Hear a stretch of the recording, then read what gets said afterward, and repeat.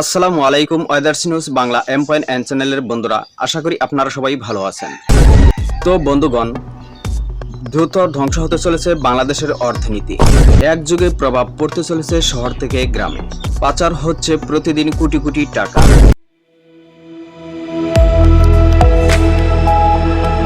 পর্দার আড়াল থেকে নাড়ছে চাবিকাঠি। ভঙ্গুর হতে চলেছে বাংলাদেশের অর্থনীতি। প্রতিদিনে এরকম হাজার হাজার কোটি টাকা পাচার হচ্ছে বাংলাদেশ থেকে, যার কারণে বাংলাদেশের অর্থনীতি ব্যাপক হারে ক্ষতিগ্রস্ত হতে চলেছে। 2026 সালে যা দিনের পর দিন এই অঙ্ক বেড়েই চলেছে। ধ্বংস হচ্ছে যুব সমাজ, চ্যাংরা থেকে বুড়ো।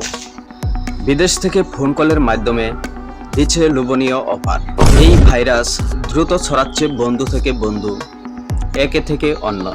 এই যেন এক মরণঘাতী ভাইরাস। এই ভাইরাসের জাতাকলে ধ্বংস হয়ে যাচ্ছে অনেক পরিবার। এখানেই না থামাতে পারলে দেরি হয়ে যাবে। তো আমরা চলে যাচ্ছি মূল ভিডিওর দিকে। আর আপনারা জনস্বার্থে এই ভিডিওটি শেয়ার করে ছড়িয়ে দিন। আপনার মাধ্যমে অনেকেই সচেতন হতে পারে। তো বন্ধুগণ, অনলাইন ক্যাসিনো বাংলাদেশে এখন এক শ্বাসরুদ্ধকর পরিস্থিতি সৃষ্টি করতে চলেছে। যেরকমটা গ্রামে গঞ্জে শহরে সব জায়গায় একযোগে চলছে। অনেকের ব্যবসা বাণিজ্য, সেখান থেকে টাকা তুলে অনেকেই ধ্বংস হয়ে যাচ্ছে। এরকম হাজার হাজার রেকর্ড আছে। যেমন ধরেন, যদি জন প্রতি 1000 টাকা করে প্রতিদিন লস হয়, 1 লক্ষ মানুষে 10 কোটি টাকা কিন্তু লস হচ্ছে। এই হিসেবে প্রতি মাসে 300 কোটি টাকার মতো 1 লক্ষ মানুষের যদি 1000 করে লস করে 300 কোটির মতো লস হবে। তবে এই হিসেবটি একটি ধারণা মাত্র, আর এই টাকা সরাসরি চলে যাচ্ছে বিদেশ। তবে বাস্তবে এই সংখ্যা কোটির আশপাশে, আর প্রতিদিনই এই সংখ্যা বাড়ছে।